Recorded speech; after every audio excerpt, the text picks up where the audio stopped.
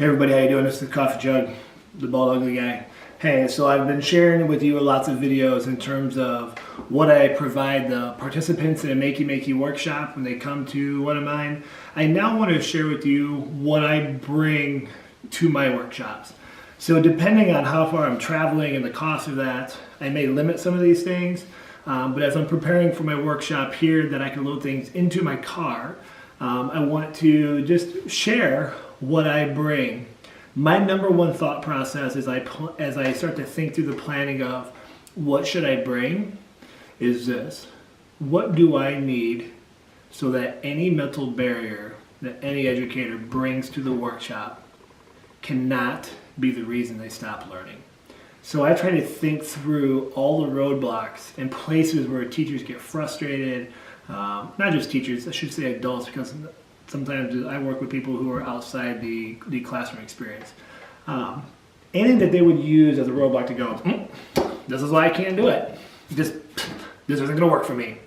So I think meticulously about that, and every time I do a workshop, I write those down. Anytime I notice a stumbling point, I write it down. I always have a notebook and I write it down, and then when I go back and plan, I think through what's the materials or the process or the video or resource I need to have built in. So next time that happens, I'm ready to go with an answer or a solution or a positive nudge. So let's dive into what I bring. And once again, just sharing this in hopes that it inspires and gives you some food for thought. And if you bring or do things differently, I would love it if you would share so all of us collectively can learn. So here we go. Let's dive in. Well, hello there. Let's take a look at what I provide for cardboard solutions. So let me move a couple things so you can see my beautiful bald face as we talk about it.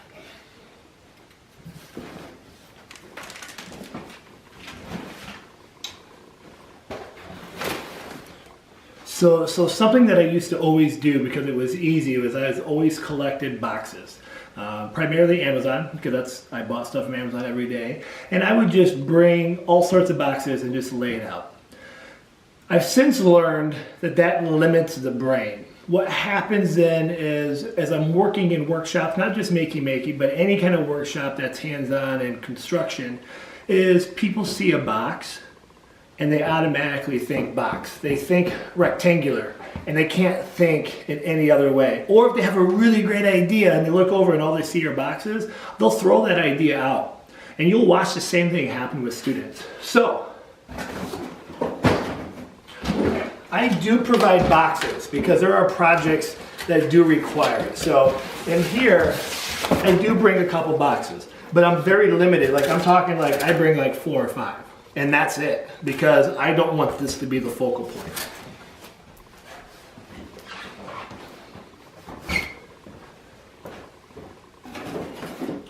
Instead, what I do is I cut boxes. So I cut the lids off and I'll cut the sides into sections and I'll just have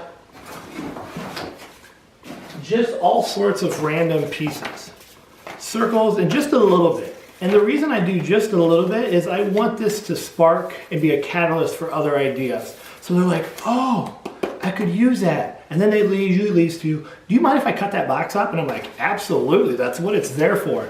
Like we sometimes forget that people need permission because we spend our whole life not having permission to destroy in order to recreate. And so I cut a lot of little pieces just like this as food, as little sparks of interest.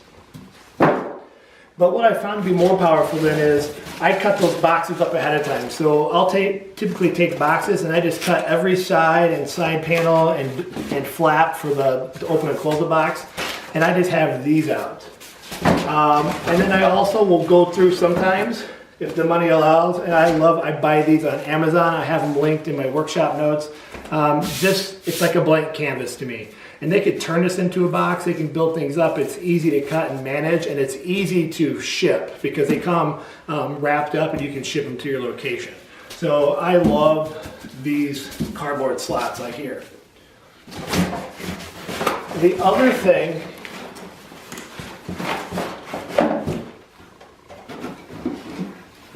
that's nice to have is paper towel tubes, toilet paper tubes.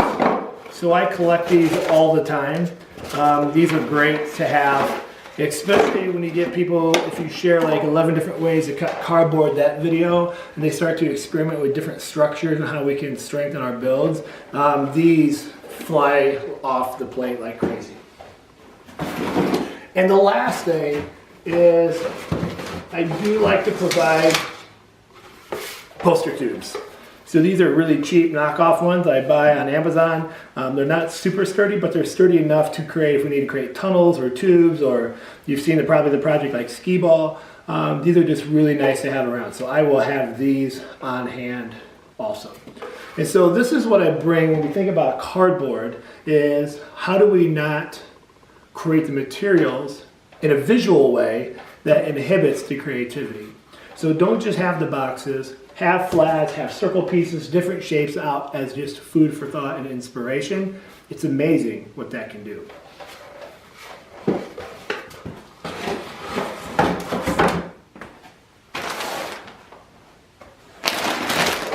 The first staple that I bring to my workshop, chocolate. You can never have too much, especially when you hit that creative block or you get frustrated and you just need to get away from it. There's no better way to escape than just a little bit of chocolate, right?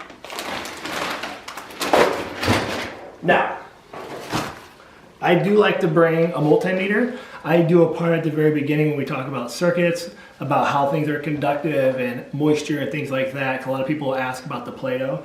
And so I use this. I usually put alligator clips on my arm, and then we show the conductivity of the fingers and skin, and then I usually just pour coffee on my arm as well, and then we see that it's even more conductive as the multimeter number really shoots up. So I like to bring this, especially when we're testing circuits and things aren't working. We can either figure out, is it a coding error or is it our circuit error?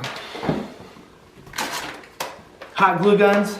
Depending on the size of my group, I try to make sure that at least 25% of the people will be able to access hot glue guns. So I bring enough of these to go around, and obviously a ton of glue sticks.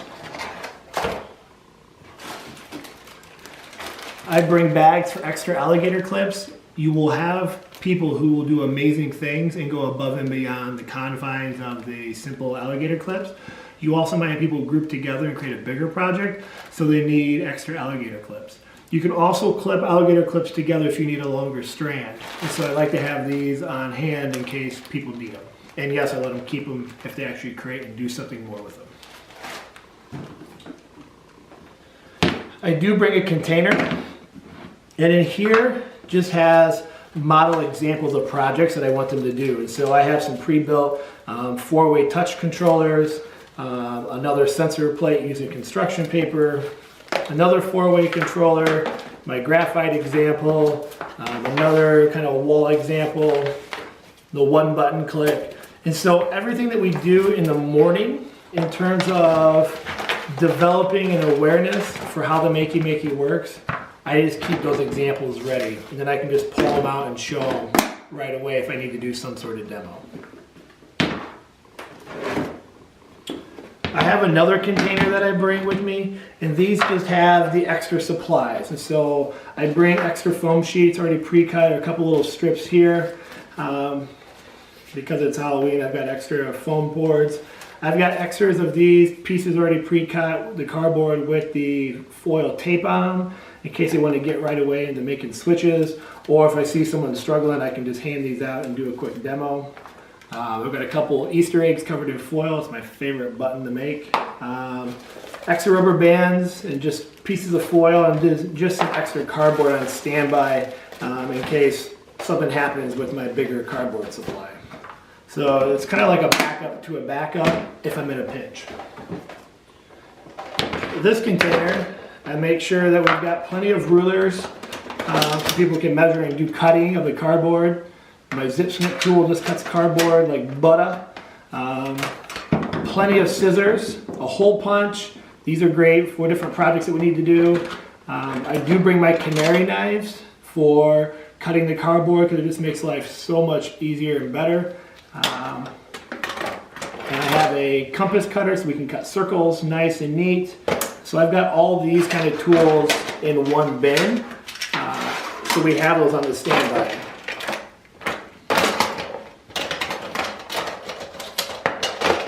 Now, get back in.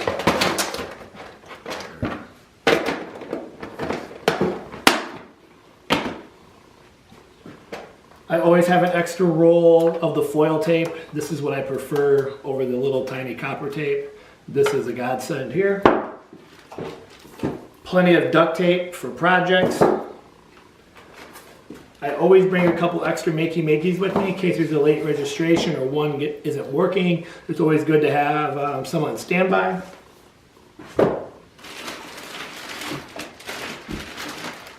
A big bag of rubber bands. You never know how many you're going to need. I do always bring at least a couple extra pre-made kits just in the event that we need them.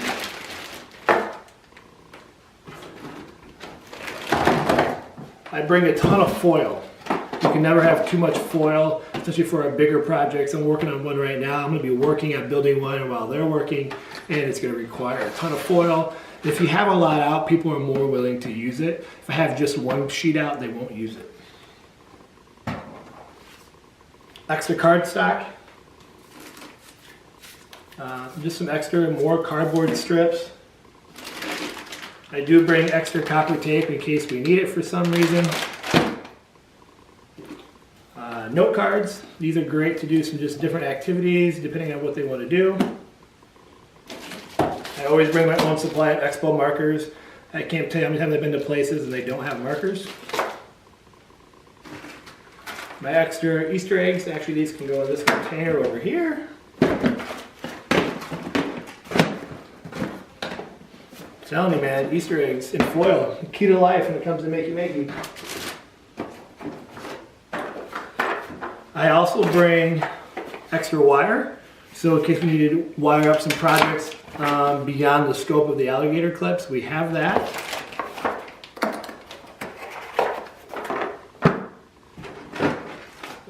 So then I do bring wires, strippers to have on hand for those that are working with that. Brass brads, these are great for connector pieces and doing different kind of projects if we need movement or just wiring different kind of connections with our circuits.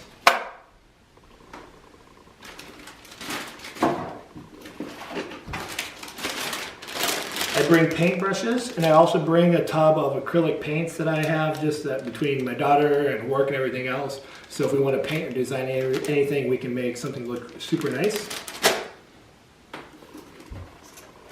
And then finally, I just have this container here of just random stuff.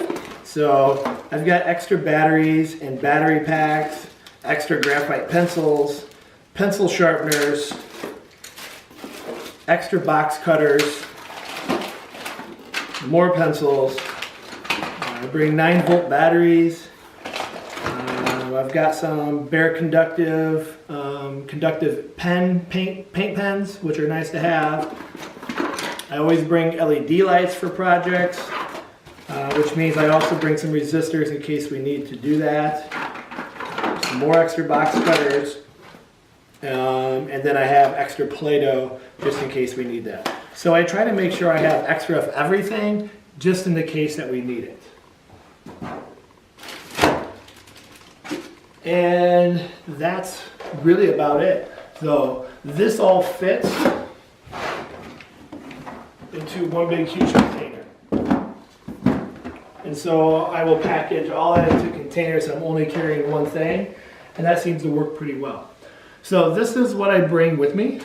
I hope you found it helpful. If you have questions on any of this in terms of use or why I bring it or something that I should be thinking about that I'm not, please let me know. As always, I share it in hopes that it helps, and if it does, just let me know, because that's what keeps me going doing this work. All right, guys, as always, stay awesome.